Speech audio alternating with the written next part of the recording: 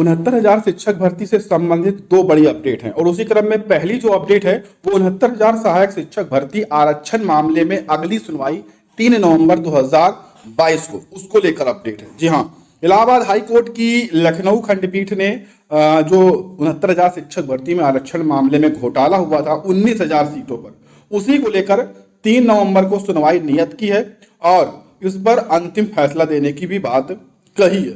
और यहाँ पर इस पर जो सुनवाई है वो न्यायमूर्ति पंकज भाटिया सर की एकल पीठ में ये सुनवाई हो रही है।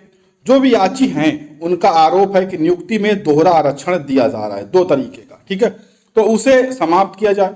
कुल 19,000 पर अगर देनी है तो नियुक्ति दी जाए, क्योंकि सही सही में वही चीजें हैं। साथ में यहाँ पर याचियों का यह भी आरोप है कि आरक्षित वर्ग के अभ्यर्थियों को दोहरा मतलब कि टीईटी में भी आरक्षण और सहायक अध्यापक परीक्षा में भी अंक में छूट देकर दोहरा आरक्षण दिया जा रहा है। लेकिन जो टीईटी वाला मामला है, ठीक है, यहाँ पर जो आरक्षण की बात रही ओबीसी एससी एसटी को, तो यहाँ पर जज साहब ने साफ कर दिया था उसी की सुनवाई में कि ये जो आरक्षण है ये एक पात्रता परीक्षा है, ठीक है, इससे सुपर टेट का कोई भी लेना देना नहीं है। तो ये मामला पूरी तरह से क्लियर हो चुका है। इस पर जो भी रिटे थी वो पूरी तरह से बेकार है, कोई मतलब नहीं रह गया है। अब केवल बचा तो सहायक अध्यापक यानी कि सुपर टेट वाला जो वहां का मामला बचा है। कुल मिलाकर 6800 सीटों का ये मामला है और टीईटी वगैरह ऐसा कुछ भी मामला अब नहीं रह गया। अब इसको लेकर अनारक्षित वर्ग के अभ्यर्थियों ने याचिका कर अपने अधिवक्ता अमरेंद्र नाथ त्रिपाठी के माध्यम से बहस की, जिस पर राज्य सरकार के अधिवक्ता ने कोर्ट को बताया कि टीईटी एक अर्हता परीक्षा, मैंने पहले ही बताया। कोर्ट ने भी इस पर सहमति जताई तथा इसमें दी गई अंकों की छूट तथा आरक्षण सहायक अध्यापक भर्ती परीक्षा के चरण में बिल्कुल भी लागू नहीं होता। सुपर टेट अलग है, टीईटी अलग है, तो ये मामला पूरी तरह से अलग हो चुका है। इस पर जो अंतिम बहस है वो हो भी चुकी है। अब केवल आरक्षण पर बहस हो रही है, वो भी 6800 सीटों पर केवल, ठीक है।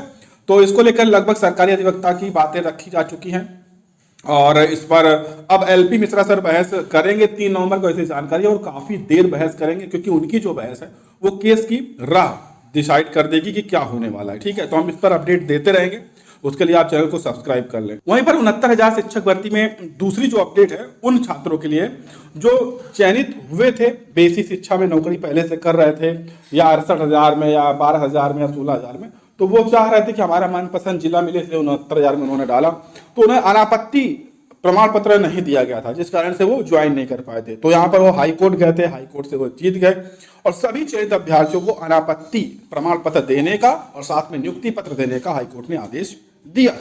और उसी क्रम में अब यहाँ पर अधिकारियों के माध्यम से सरकार की तरफ से एक निर्देश जारी किए गए और कहा गया कि जो भी अनापत्ति प्रमाण पत्र चाहते हैं उनको दिए जाएं और उनकी नियुक्ति का जो भी प्रोसेस है वो यहाँ पर जो है उनको आगे किया जाए। देखिए यहाँ पर कहा गया है कि सचिव उत्तर प्रदेश शिक्षा निदेशालय प्रयागराज को भर्ती में चयनित अध्यापकों को अनापत्ति जारी करने का आदेश और काउंसलिंग करके नियुक्ति देने का आदेश दिया गया है, ठीक है। तो इसी पर आगे की जो प्रक्रिया है वो यहाँ पर अब शुरू होने जा रही है, उन छात्रों को इसका लाभ मिलने जा रहा है। तो और इस पर एक अपडेट और देखने को मिली है, परिषदीय स्कूलों से संबंधित काफी लंबे समय से जो सहायक अध्यापक शिक्षक थे वो अपने तबादले को लेकर परेशान थे, तो उनके लिए अच्छी अपडेट है क्योंकि आदेश आ चुका है।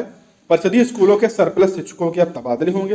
अंतर जनपदीय स्थानांतरण समायोजन प्रक्रिया का प्रस्ताव शासन को भेज दिया गया है। 25 तरह के विकल्प यहाँ पर देखने को मिलेंगे।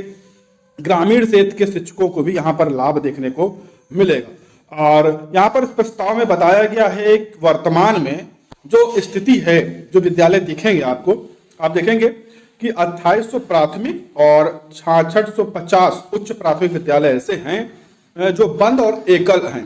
तो सबसे पहले यहीं पर तबादले लिए जाएंगे, यहीं पर शिक्षकों की कमी को दूर किया जाएगा। तो ये बंद पड़े हुए हैं, एकल है, एक ही टीचर है, तो यहीं पर सबसे पहले तबादला मिलेगा।